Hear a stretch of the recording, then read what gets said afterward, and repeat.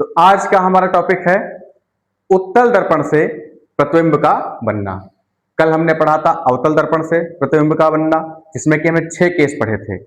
जिसमें से हमारा छठा केस जो था, उसमें से छठे केस में आभासी प्रतिबिंब बन रहा था और पांचों केस में हमारे क्या बन रहे थे, वास्तविक प्रतिबिंब बन रहे थे। आज हम क्या पढ़ेंगे, उत्तल दर्पण से प्रतिबिंब का बनना। उत्तल दर्पण से प्रतिबिंब का बनना। ठीक है, जैसा कि आप सभी लोग जानते हैं उत्तल दर्पण क्या होता है।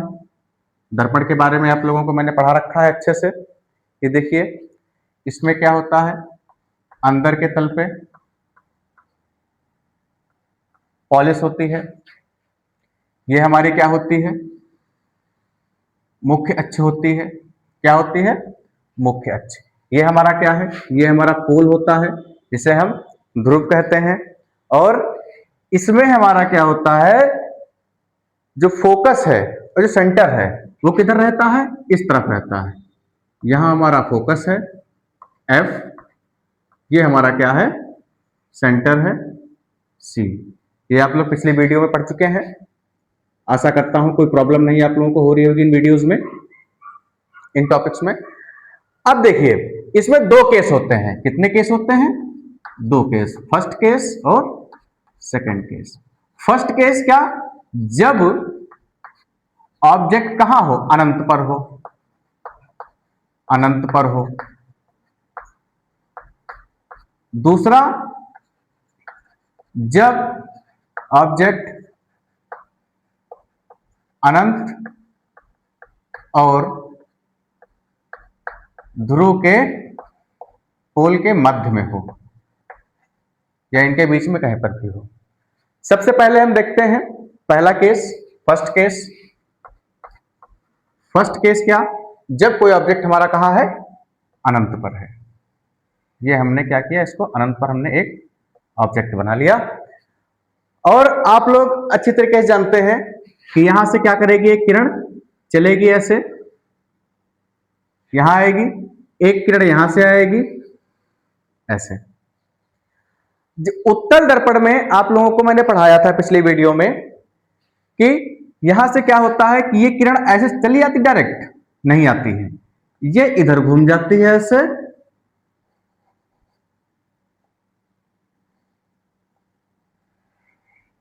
और ये इधर घूम जाती है। क्यों, क्योंकि इसका परावर्तक तल यही है, इसलिए ये इधर से हो जाती है। लेकिन यहां से क्या होता था, यहां पर कोई व्यक्ति अगर खड़ा होता था, वो देखता था अगर ये किसी वाली किरण को, तो उसको लगता था कि किरण यहां से आ रही है, उसको ये नहीं लगता था किरण यहां से आ रही है। यहां पर खड़े होकर आप देखेंगे तो आपको लगेगा कि किरण यहां से आ रही है, तो इसीलिए हम इसको क्या करते हैं, इसको पीछे बढ़ाते हैं फोकस तक। कहां बढ़ाते हैं, फोकस तक। अब दोनों किरणों को हमने बढ़ाया, ये दोनों कहां आके मिल रही हैं, फोकस पर मिल रही हैं। जब फोकस पर मिल गई तो प्रतिबिंब हमारा कहां पर बनेगा, फोकस पर बनेगा। तीन चीजें आपको मैंने बताई थी, प्रतिबिंब जब बनता है तो लिखते हैं, क्या लिखते हैं, उसकी प्रकृति और आकार और स्थिति। स्थिति। अब आप लोग बताइए, इसकी प्रकृति क्या होगी, इसकी जो प्रतिबिंब हमारा बना है, इसकी प्रकृति क्या होगी, आभासी होगी या वास्तविक होगी। जब हम लोग अवतल दर्पण में पढ़ रहे थे, जब हमारी इमेज कहां पर बन रही थी, इधर कहीं बन रही थी, तो हमारी क्या होती थी, वास्तविक होती थी। ये क्या बनेगी जाकर के, आभासी बनेगी जाकर के। तो ये हमारी क्या है, आभासी। प्रकृति क्या है इसकी, आभासी। आकार क्या होगा, आप लोग देख रहे हैं यहां पर बिल्कुल फोकस पे दोनों लाइनें अगर काट रही हैं, तो आकार क्या होगा इसका, बिंदु के आकार का होगा। तो आकार क्या है, बिंदु के आकार का, बिंदु के आकार का। स्थिति क्या है, स्थिति की मतलब कहां पर बन रही है वो, तो कहां बन रही है, फोकस पर बन रही है, फोकस पर, फोकस पर बन रही है। और कहां बन रही है? दर्पण के आगे तो नहीं बन रही है ना, दर्पण के पीछे बन रही है। ठीक, दर्पण के पीछे। ये तो हमारा हो गया फर्स्ट केस। अब हम पढ़ेंगे सेकंड केस। सेकंड केस पढ़ेंगे। देखिए सेकंड केस में क्या होता है भाई। सेकंड केस, सेकंड केस क्या कहता है कि जब ऑब्जेक्ट हमारा कहां हो, अनंत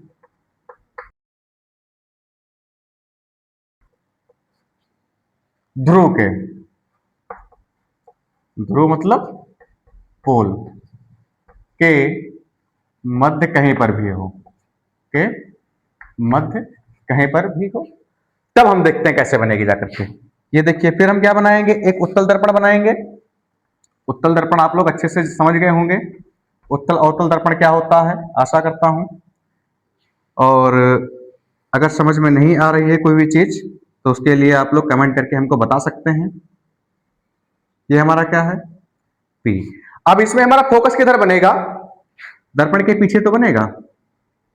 ठीक, यहां पर बनेगा सेंटर। अच्छा, आप लोगों के दिमाग में एक बात चल रही होगी कि उसमें हम लोग फोकस इधर बना रहे थे, सेंटर इधर बना रहे थे, इसमें हम लोग सेंटर फोकस इधर बना रहे हैं। तो ये बताइए पहले फोकस और सेंटर होता क्या है? आपको तो बता रखा है मैंने बहुत अच्छी तरीके से, तो शायद आप लोगों को पता भी होगा। अगर नहीं पता होगा तो ये गलत बात है, आप लोग रिवीजन करते नहीं है, इसका मतलब मन से नहीं पढ़ते हैं। फोकस और सेंटर क्या होता है, ये जो हमारा दर्पण होता है किसी खोखले गोले का एक भाग होता है, मैंने आपको बताया था। तो खोखला गोला कोई मान लिया हमने, जैसे ये कोई खोखला गोला था यहां पर ऐसे, उसका हमने इतना भाग काट लिया, तो इसके ध्रुव और उस खोखले गोले का जो सेंटर होगा उसके बीच की जो दूरी होती है वही तो वक्रता केंद्र कहलाती है। तो वक्रता केंद्र हमारा जिधर को होगा, जिधर से हमने लिया होगा भाग ये वाला अपना, उधर कोई तो होगा। ऐसा तो है नहीं कि हमने गोला ऐसे रखा था, हमने इधर का भाग ले लिया और इधर बना दे, वो नहीं होगा। तो आप लोग इस चीज से कंफ्यूज मत होइए और थोड़ा सा अपने दिमाग को एक्टिव रखिए, चीजों को अच्छे से समझिए।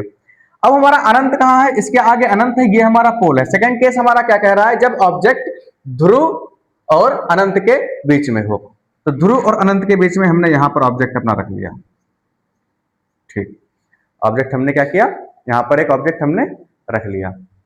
अब यहां से हमारी एक किरण चलती है ऐसे। ठीक, अब क्या करती है, ये फिर जाएगी यहां।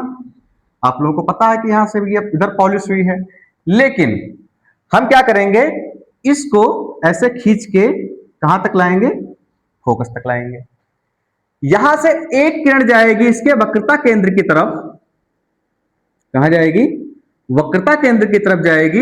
ये भी अपनी जो है घूम के चली जाएगी ऐसे वापस। लेकिन क्या करेंगे, हम इसको खींच के लेके जाएंगे वक्रता केंद्र तक। आप लोगों को पता है कि जहां पर ये पॉइंट दोनों रेखाएं मिलती हैं, दोनों किरण मिलती हैं, वहीं पर हमारा क्या बनता है, इमेज बनती है, वहीं पर प्रतिबिंब बनता है। तो आप लोग देख लीजिए, ये हमारा क्या था, ऑब्जेक्ट था। ये हमारा क्या है, ए बी। ये हमारा क्या है, ए डैश बी डैश। ये हमारी क्या है, इमेज। ये हमारा क्या है, ऑब्जेक्ट। तो जो हमने अनंत और ध्रुव के बीच में ऑब्जेक्ट रखा, तब हमको प्रतिबिंब कहां पर मिला, यहां पर प्रतिबिंब मिला। कैसा मिला, क्या इसकी प्रकृति है, क्या इसकी स्थिति है, उसके बारे में जान लेते हैं। प्रकृति क्या रहेगी, प्रकृति क्या रहेगी बताइए आप लोग, आभासी रहेगी या वास्तविक रहेगी, आभासी रहेगी। Very good. उसके बाद क्या होगा, आकार क्या होगा इसका।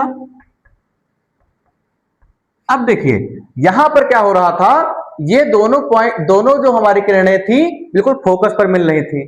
तो फोकस पर बिल्कुल अगर मिल रही है तो यहां पर तो बिल्कुल बिंदु के आकार का ही बनेगा जाकर के। लेकिन यहां पर हमारा क्या है, यहां पर हमारा फोकस पे नहीं जाकर के एक दूसरे पॉइंट पर मिल रही है, जहां पर हम यहां से एक ऑब्जेक्ट अपना, अपनी इमेज उसकी तैयार करेंगे और देखेंगे कितना अंतर आता है। ठीक, आकार क्या है इसका, हमारे ऑब्जेक्ट से क्या है, छोटा है। ठीक, वस्तु से छोटा है, वस्तु से छोटा है। Very good. अब क्या आएगा, स्थिति क्या है इसकी, स्थिति बताइए। स्थिति हमारी है, देखिए कहां पर आ रहा है ये हमारे पोल और फोकस के बीच में आ रहा है, ध्रुव और फोकस के बीच में। P और F के मध्य में। और कहां बन रहा है, दर्पण के आगे, दर्पण के पीछे, दर्पण के पीछे, दर्पण के पीछे।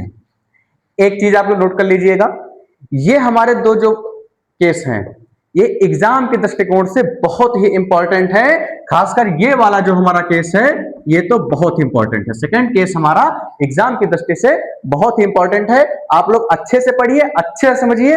अगर कोई समस्या आ रही है तो एक बार मुझे कमेंट करके बता दीजिए, मैं उसको दोबारा आपको समझा दूंगा। ठीक, अब हमने क्या किया, प्रतिबिंब बनाना सीख लिया, उत्तल दर्पण से भी और अवतल दर्पण से भी। अब हम क्या करेंगे, इसका स्क्रीनशॉट ले लीजिए आप लोग एक बार, ले लिया।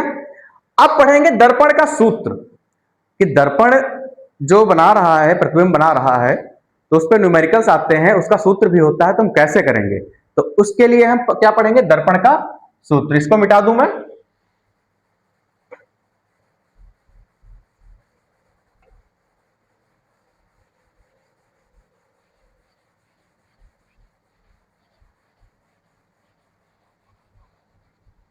दर्पण का सूत्र क्या पढ़ेंगे,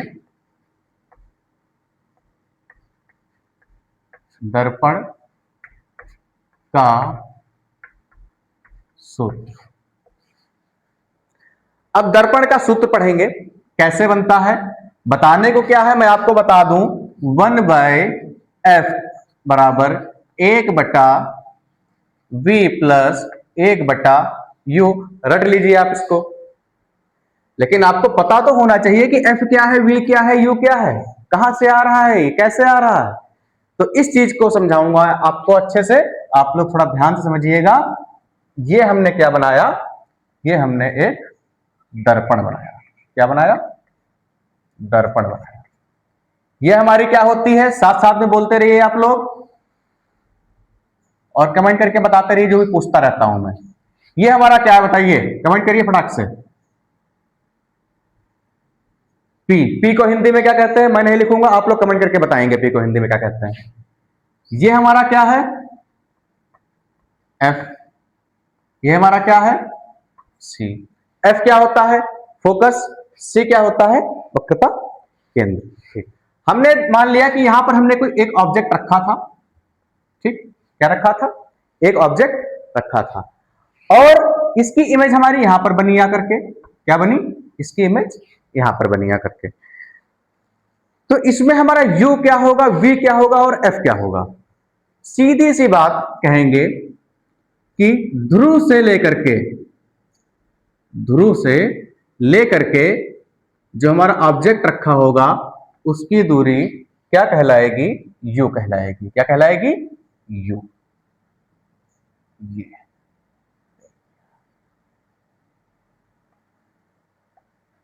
u, ये ऑब्जेक्ट और ध्रुव के बीच की दूरी क्या कहलाएगी, u कहलाएगी। और जो हमारी इमेज बन रही है, क्या हो रहा है, जो हमारी इमेज बन रही है, इस इमेज से लेकर के इस ध्रुव तक की दूरी क्या कहलाएगी,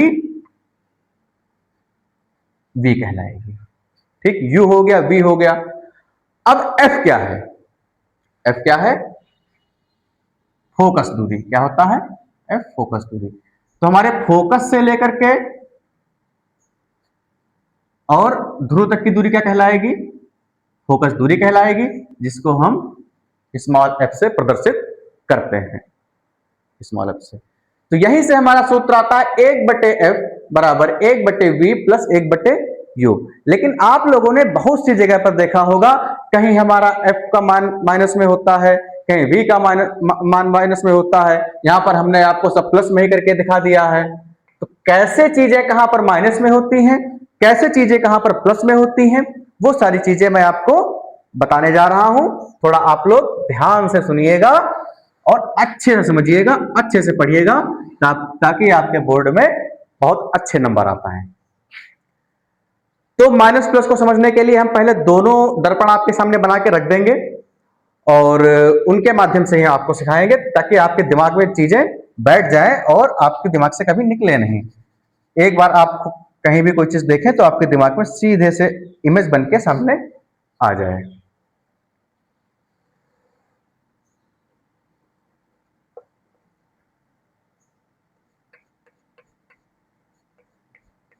कौन सा दर्पण है बताइए, आप लोग कमेंट करके बताइए तुरंत फटाक से, कौन सा दर्पण है ये?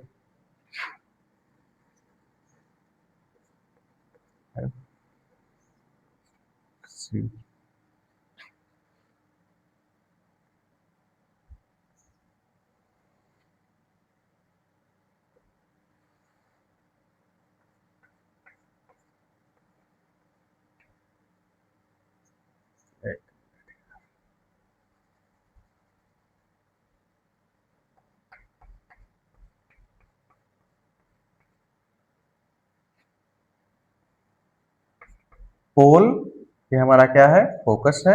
ये हमारा क्या है? सेंटर है। अब आप लोग बताइए ये कौन सा मिरर है? दोनों का आप नाम कमेंट में लिख के हमको बताइए, तब हम समझेंगे कि आप लोग पढ़ रहे हैं, मस्ती नहीं कर रहे हैं। मस्ती भी जरूरी है लेकिन साथ साथ में पढ़ना भी जरूरी है, क्योंकि आपका काम इस समय क्या है? सिर्फ पढ़ने का। तो अपना जो वर्क है उस वर्क से काम चोरी मत करिए, आराम से मन लगा के पढ़िए और अच्छे नंबर लाइए। ठीक, अब देखिए ये हमारा क्या हो गया? ये हमारा हो गया अवतल, ये हमारा हो गया उत्तल। ये तो मैंने बता ही दिया, आप लोग से कहा था कमेंट करने के लिए। चलो कोई बात नहीं। ये हमारा क्या है? सेंटर है। ये हमारा क्या है? फोकस है। ये हमारा ध्रुव है। ये हमारा ध्रुव है, ये हमारा फोकस है, सेंटर है। अब हम बनाएंगे अपने कोऑर्डिनेट्स। देखिए एक चीज समझ लीजिएगा, जो मैथ वाले बच्चे होंगे वो जानते होंगे, तो यहां पर आप लोग थोड़ा समझ लीजिएगा और उसको करते रहिएगा। बाकी अगर मैथ की क्लास में जब कराऊंगा तो आपको इसके बारे में आराम से डिटेल से जानकारी दूंगा। ये हमारा मध्य बिंदु है। इसके इधर की जितनी होंगी, इसके इधर जो चीज बनेगी, जो इधर इधर की रीडिंग हमारी होगी, वो काहे की होगी? पॉजिटिव की होगी, मतलब धनात्मक होगी। और इधर की होगी वो क्या होगी? नेगेटिव होगी, मतलब ऋणात्मक होगी। ठीक, अब कैसे कैसे क्या बनेंगी अब देखते हैं। ये हमारा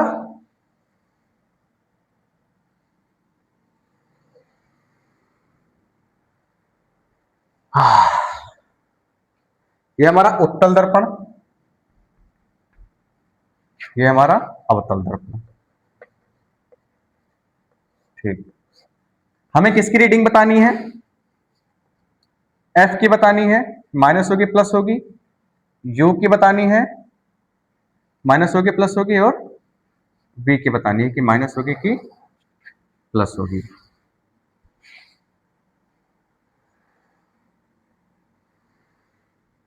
देखिए आते हैं पहले अवतल दर्पण में। अवतल दर्पण में फोकस हमारा कहां है? फोकस हमारा ध्रुव से दाहिनी ओर है कि बाईं ओर है? ये देखिए आप कि इसके इधर है कि इधर है। तो इसके किधर है? इस साइड में है।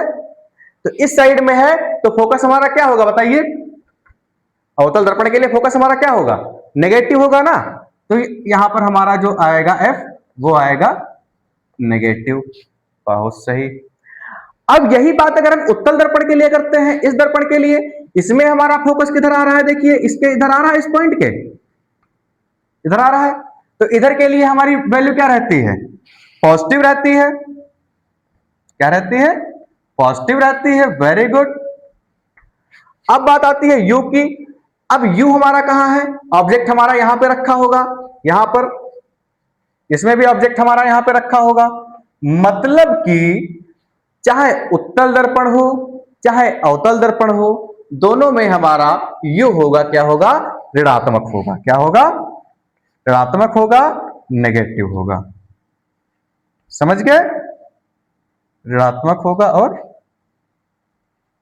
नेगेटिव। आती है V की। V क्या होता है, आपको अभी बताया था मैंने कि ध्रुव से लेकर के जहां पर हमारा प्रतिबिंब बन रहा होता है वहां तक की दूरी, वो नेगेटिव कहां होगी और वो पॉजिटिव कहां होगी। तो जब अवतल दर्पण हम लोग पढ़ रहे थे उसमें हमने कितने केस आपको पढ़ाए थे, 6 केस पढ़ाए थे। कितने केस पढ़ाए थे, 6 केस पढ़ाए थे, जिसमें कि 5 केस में वास्तविक प्रतिबिंब बन रहा था और 1 केस में आभासी प्रतिबिंब बन रहा था। याद है नहीं याद है आप लोगों को?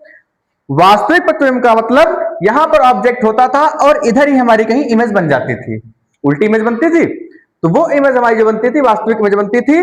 तो जब इसके इधर बाईं तरफ होगा तो 5 केस के लिए, पांचों केसों के लिए क्या होगी, वो नेगेटिव होगी। मतलब वास्तविक प्रतिबिंब के लिए, वास्तविक प्रतिबिंब के लिए क्या होगी, ऋणात्मक होगी। और धनात्मक कब होगी, जब यहां पर आखिरी वाले केस में क्या होगा, आभासी प्रतिबिंब बनेगा, आभासी प्रतिबिंब बनेगा। तो ये हमारे अवतल दर्पण की बात हो गई। अब बात है कि यहां पर आप लोग देख रहे थे हमारी इमेज किधर बन रही है, हमारी इमेज दर्पण के पीछे बन रही है और आभासी दर्पण, आभासी बन रही थी, दर्पण दाहिनी ओर बन रही थी। तो यहां पर क्या होगी, ये v की वैल्यू